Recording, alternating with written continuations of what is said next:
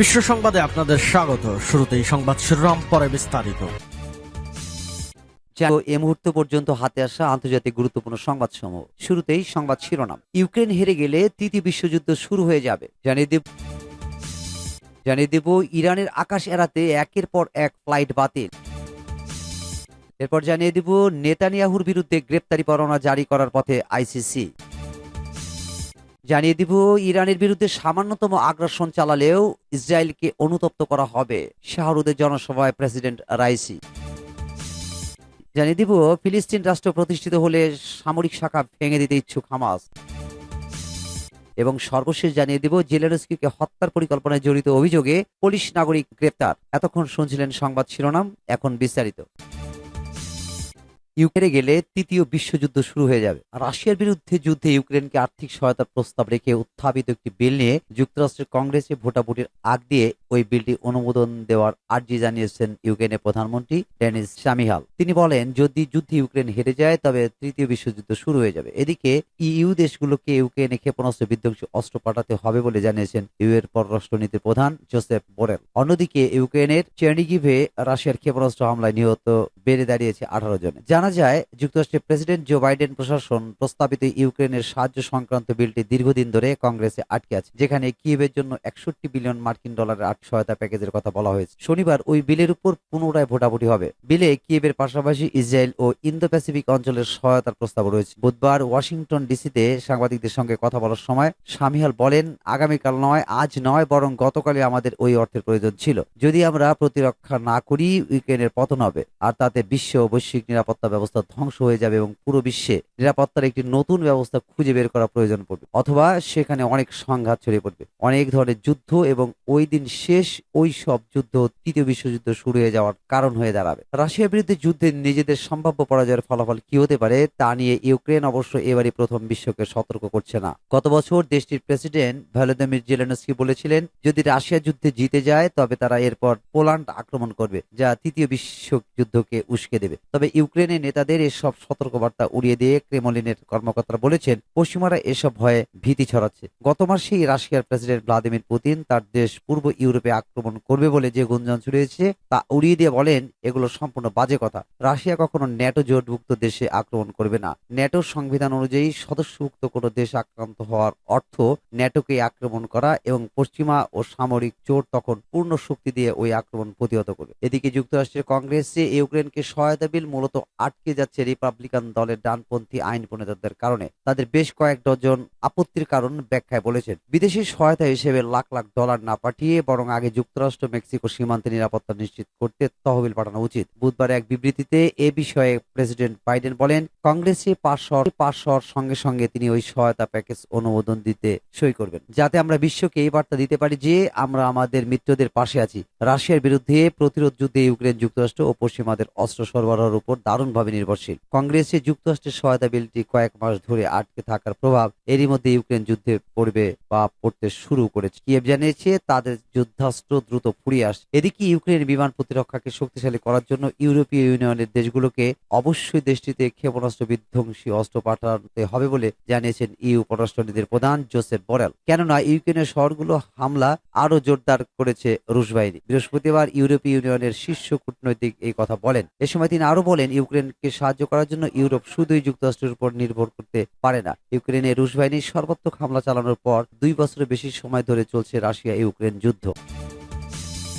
Iran এড়াতে একের পর এক ফ্লাইট বাতিল। ইসরায়েলের হামলার পর ইরানের আকাশ সীমা এড়িয়ে চলছে বিভিন্ন দেশের উড়োজাহাজ একের পর এক বাতিল করছে ফ্লাইট, পাশাপাশি বিকল্প বিমানবন্দর ব্যবহার করে যাত্রী পরিবহন করছে। রয়টার্সের প্রতিবেদনে বলা হয়, শুক্রবার 19 এপ্রিল হামলার পর তেহরান, ইস্পাহান, সিরাজ সহ বেশ কয়েকটি এলাকায় বিমান চলাচল স্থগিত করা হয়েছে। সক্রিয় করা হয় আকাশ প্রতিরক্ষা ব্যবস্থাও। পরে অবশ্য খুব দ্রুত এই বিমান চলাচলের উপর নিষেধাজ্ঞা তুলে নেওয়া হয়, স্বাভাবিক করা হয় বিমানবন্দর। কিন্তু এতে আশ্বস্ত হতে পারেনি আন্তর্জাতিক বিমান পরিচালনাকারী সংস্থাগুলো। খবরগুলো। ফ্লাইট ট্রেডার 24 জানায় ফ্লাই দুবাই একটি ফ্লাইট বাতিল করে আরেকটি দুবাইয়ে ফিরিয়ে আনা হয়। এদিকে হামলার খবরে রোম থেকে তেহরানগামী ইরান এয়ারের একটি ফ্লাইট হঠাৎ করে পরিবর্তন করে সেটি তুরস্কের আঙ্কারায় অবতরণ করে। জার্মানির লুফথানসা তেল আবিবগামী ফ্লাইটও বাতিল করেছে। তারা জানিয়েছে শনিবার পর্যন্ত অন্যান্য গন্তব্যে যেতে ইরাকের আকাশসীমা ব্যবহার করা হবে। এক বিবৃতিতে তারা বলেন যাত্রী ও তাদের কর্মীদের নিরাপত্তা সবকিছুর উপরে প্রাধান্য পায়। ফ্লাই দুবাইও বিবৃতি দিয়েছে। তারা বলেছে আমরা পরিস্থিতি নিবিড়ভাবে পর্যবেক্ষণ করছি, প্রাসঙ্গিক কর্তৃপক্ষের সঙ্গে পরামর্শ করে আমাদের ফ্লাইটের পথ পরিবর্তন করছি। তবে ইরানের বিভিন্ন সংস্থা বিবৃতি দিয়ে বিমানবন্দর স্বাভাবিক থাকার কথা জানিয়েছে। বিপ্লবী গার্ড বাহিনীর সঙ্গে সম্পৃক্ত তাসনিম বার্তা সংস্থা জানিয়েছে দেশের বেসামরিক বিমান চলাচল কর্তৃপক্ষ বেশিরভাগ বিমানবন্দরে ফ্লাইট নিষেধাজ্ঞা তুলে নেওয়ার ঘোষণা দিয়েছে। খবরে আরো বলা হয় তেহরানের প্রধান অভ্যন্তরীণ বিমানবন্দর মেহরাবাদে ফ্লাইট চলাচল স্বাভাবিক অবস্থায় ফিরে এসেছে। এখন এ পথে বিমান চলাচলে কোনো বাধা নেই। নেহুর বিরুদ্ধে গ্রেপ্তারি পরোয়ানা জারি করার পথে আইসিসি। গাজায় আন্তর্জাতিক আইন লঙ্ঘনের অভিযোগে ইসরায়েলি প্রধানমন্ত্রী বেঞ্জামিন নেতানিয়াহু সহ তার নেতৃত্বাধীন যুদ্ধকালীন মন্ত্রিসভার সদস্য ও সামরিক কর্মকর্তার বিরুদ্ধে গ্রেপ্তারি পরোয়ানা জারি করার সিদ্ধান্ত নিয়েছে আন্তর্জাতিক অপরাধ আদালত বা আইসিসি। এ খবর শোনার পরপর জরুরি বৈঠকও করেছেন নেতানিয়াহু। ইসরায়েলি পররাষ্ট্রমন্ত্রী দপ্তরে বরাত দিয়ে সংবাদ মাধ্যম টাইমস অফ ইসরায়েলের প্রতিবেদনে বলা হয়েছে খুব দ্রুতই গ্রেপ্তারি পরোয়ানা জারির সিদ্ধান্ত বাস্তবায়নের পরিকল্পনা রয়েছে আইসিসির। বিষয়টি বিশেষ একটি সূত্রের মাধ্যমে নিশ্চিতভাবে জানতে পেরেছে ইসরায়েলি সরকার। সংবাদ মাধ্যমটি জানায় আইসিসির এই পদক্ষেপ ঠেকাতে মঙ্গলবার 16 এপ্রিল রাতে নিজ কার্যালয়ে জরুরি বৈঠক ডেকেছিলেন নেতানিয়াহু। তার যুদ্ধকালীন বিশেষ মন্ত্রিসভার বিচারমন্ত্রী ইয়ারিভ লেভিন, স্ট্র্যাটেজিক অ্যাফেয়ার্স বিষয়ক মন্ত্রী রন ডারমার, পররাষ্ট্রমন্ত্রী ইসরায়েল কাচ ও সরকারপন্থী বেশ কয়েকজন আইনজীবী ও আইন বিশেষজ্ঞ ওই বৈঠকে অংশ নিয়েছিলেন। বুধবার 17 এপ্রিল জেরুজালেম সফরে গিয়েছিলেন যুক্তরাষ্ট্রের পররাষ্ট্রমন্ত্রী ডেভিড ক্যামেরন ও জার্মানির পররাষ্ট্রমন্ত্রী অ্যানালিনা বেয়ারবক। তাদের সঙ্গে বৈঠকের সময়ও আইসিসির সম্ভাব্য গ্রেপ্তারি পরোয়ানা নিয়ে কথা বলেছেন নেতানিয়াহু। আন্তর্জাতিক অপরাধ আদালতের এই পদক্ষেপ ঠেকাতে ব্রিটিশ ও জার্মান সরকারের সহযোগিতাও চেয়েছেন নেতানিয়াহু। প্রসঙ্গত 2014 সালে হামাস ও ইসরায়েলি প্রতিরক্ষা বাহিনীর মধ্যে ব্যাপক সংঘাত হয়েছিল। সেই যুদ্ধ সংঘটিত মানবাধিকার অপরাধগুলো নিয়ে 2019 সালে তদন্ত শুরুর ঘোষণা দেয় আইসিসি। পরে করোনা মহামারীর কারণে প্রায় 1.5 বছর তদন্তের কাজ স্থগিত থাকে। তবে 2021 সালের 23 মার্চ ফের তদন্ত শুরু করে আইসিসি। সেই তদন্তের অংশ হিসেবে গত বছর ডিসেম্বরে ইসরায়েল সফর করেছিলেন আইসিসি প্রধান প্রসিকিউটর করিম খান। ইসরায়েলি প্রশাসন ও সেনাবাহিনীর আপত্তির কারণে গাজা সফরে যেতে ব্যর্থ হন তিনি। তবে সেই সফর শেষে ফিরে যাওয়ার আগে তিনি বলেছিলেন 2023 সালের 7 অক্টোবর হামাসের হামলা ও তার জবাবে ইসরায়েলি বাহিনীর অভিযান কোনো কাকতালীয় ঘটনা নয়। তিনি আরো বলেন গাজায় যেসব সহিংসতা আগে হয়েছে তা এখনো হচ্ছে। এসব সহিংসতা হামাস ও আইডিএফ এর পূর্ব পরিকল্পনা মতে করছেন করিম খান। এমনকি এ সংক্রান্ত কিছু সাক্ষ্য প্রমাণও তার হাতে রয়েছে বলে উল্লেখ করেছেন তিনি। এদিকে 6 মাসের বেশি সময় ধরে গাজায় চলা ইসরায়েলি হামলায় অন্তত 33,843 জন ফিলিস্তিনি প্রাণ হারিয়েছে। এছাড়া আহত হয়েছেন প্রায় 77,000 মানুষ। সূত্র টাইমস অফ ইসরায়েল।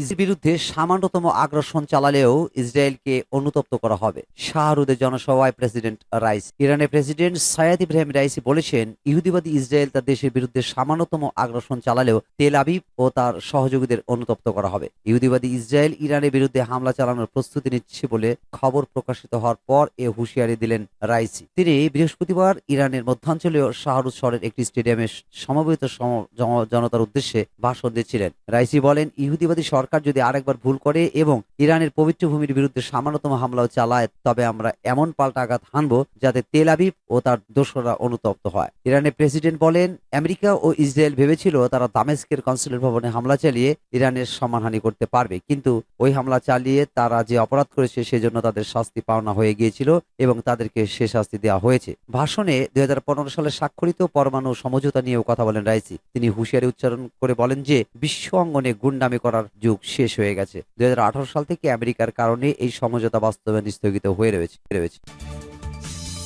ফিলিস্তিন প্রতিষ্ঠিত হলে সামরিক শাখা ভেঙে দিতে ইচ্ছুক হামাস। 1967 সালে সীমান্তের ভিত্তিতে একটি স্বাধীন ফিলিস্তিন রাষ্ট্র প্রতিষ্ঠিত হলে হামাস তার সামরিক শাখা ভেঙে দিতে ইচ্ছুক বলে জানিয়েছেন তুরস্কের পররাষ্ট্রমন্ত্রী হাকান ফিদান। 17 এপ্রিল বুধবার কাতারের রাজধানী দোহায় হামাসের রাজনৈতিক শাখার প্রধান ইসমাইল হানিয়ার সঙ্গে বৈঠকের পর একথা বলেন তিনি। তুরস্কের প্রতিবেদনে বলা হয়েছে ফিদান এবং হানিয়া 3 ঘন্টা ধরে বৈঠক করেছেন। তারা গাজা উপত্যকায় মানবিক সহায়তা প্রদান, যুদ্ধবিরতি চুক্তি এবং জিম্মিদের ভবিষ্যৎ নিয়ে আলোচনা করেছেন। ফিদান বলেছেন কিছু পশ্চিমা দেশ দ্বিরাষ্ট্র সমাধানের ভিত্তিতে গাজায় স্থায়ী যুদ্ধবিরতির প্রচেষ্টাকে ইতিবাচকভাবে দেখছে, কিন্তু তারা হামাস সম্পর্কে উদ্বেগ প্রকাশ করেছে। তুর্কি পররাষ্ট্রমন্ত্রী জানিয়েছেন তিনি হামাস নেতাদের সঙ্গে দ্বিরাষ্ট্র সমাধানের বিষয়ে তাদের দৃষ্টিভঙ্গি নিয়ে আলোচনা করেছেন।